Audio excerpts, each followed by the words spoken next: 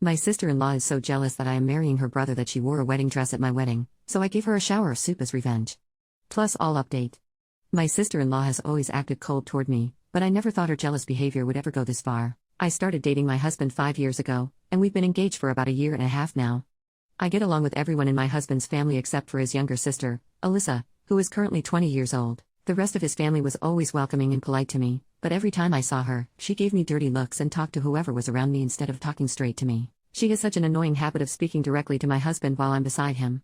This happens every time I see her, so much so that I asked my husband about Alyssa's behavior one day. He said she had always been attached to him since he was her only big brother. Look, I have siblings, too, but I don't let my attachments to them lead me to disrespect their partners. Alyssa is very reliant on my husband and calls him almost every day. She gets upset if he doesn't stay on the phone with her for at least an hour. Even though it was an ongoing issue in our marriage, I just let her bullshit slide since it was the only problem in my relationship.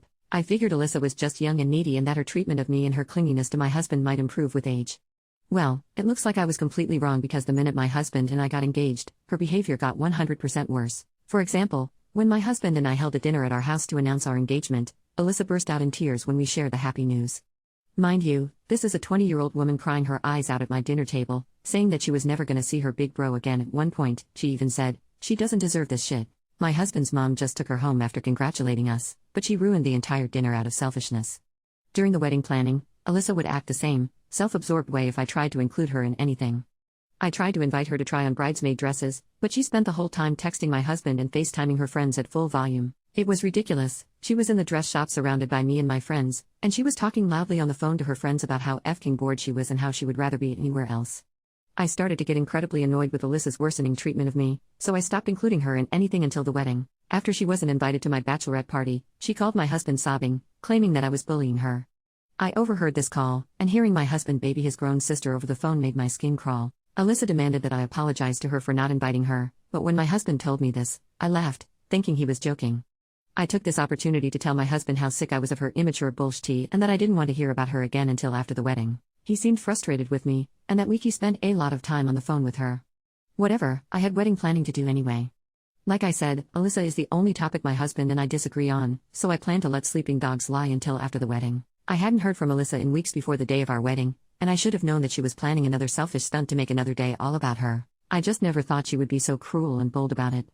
The only thing worse about what she did to me on the day of my wedding was my husband's reaction. Update: when I hadn't heard from Alyssa the weeks before the wedding, and I was busy preparing things for the big day. My husband and I were super excited, and it felt like nothing could ruin the day for us. Boy, was I wrong. As long as Alyssa was in attendance, our wedding was getting destroyed. On the day of my wedding, I woke up ecstatic. I had no idea how painful the day would end. I was in the dressing room getting my makeup done when Alyssa arrived. All my bridesmaids were in a good mood, getting ready and supporting me. When Alyssa arrived, she bragged about spending her last 2 paychecks on her dress because she needed to look her best for my special day.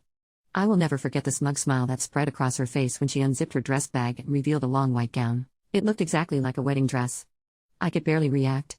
Yet again, Alyssa was trying to steal my thunder, and I was shocked at her audacity. Before I could respond, my maid of honor, also my best friend, started laying into her. She screamed at Alyssa for thinking she could wear a wedding dress to her own sister-in-law's wedding and called her a selfish, crazy BTCH. Alyssa looked at me and said, "Are you gonna let her talk to me that way?" I said, "Yup," and Alyssa grabbed her dress and ran out crying like a child. I texted my mother-in-law to ask her to get her under control, and she said she would try to find her. I figured that was the end, though I was sorely mistaken. I didn't see any of my wedding guests until it was time for me to walk down the aisle. I wish I had double-checked that Alyssa had changed or gone home because she wholly ruined this moment for me. They opened the curtains for me to walk out, and of course, the very first thing my eyes went to was Alyssa, standing in the front row with her ridiculous white gown splayed out over the other guests' feet. When I met her gaze, she gave me that same smug, hateful smile, knowing I had no choice but to continue the ceremony with her standing in a wedding dress. Update 2: I read my vows with tears, but they weren't tears of happiness. I felt Alyssa's evil eyes burning holes in my back my entire time up at the altar. She truly robbed me of what should have been one of the happiest moments of my life. After we walked out to my reception, I made a beeline to Alyssa, who was still in her gown, and asked her what she thought she was doing. She laughed in my face and said, "Oh, did I hit a nerve? I deserve to feel beautiful one last time before you take my brother away from me forever, okay?" I told her she was embarrassing herself and please go change or leave the venue. She started raising her voice at me, saying she was there for my husband, not his old hag. This comment pushed me over the edge. I walked away to calm down and saw my husband heading towards us. I thought he was coming to comfort me, but I guess I shouldn't have been surprised when he walked right past me and took a crying Alyssa into a tight hug. I just looked at my husband, realizing I had no sadness left inside me, just rage.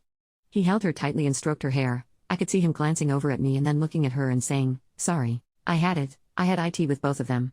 We had a type of lukewarm tomato soup called gazpacho at our wedding. I was numb. I didn't care about my marriage, any wedding, or any social norms anymore.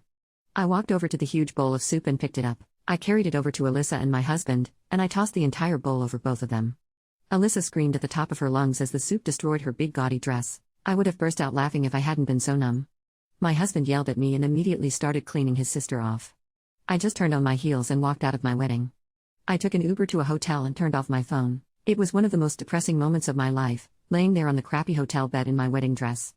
The only thing I could do was cry. I knew I had flown off the handle and made a scene, but as soon as my husband walked past me to comfort his sister, I knew our relationship was over anyway.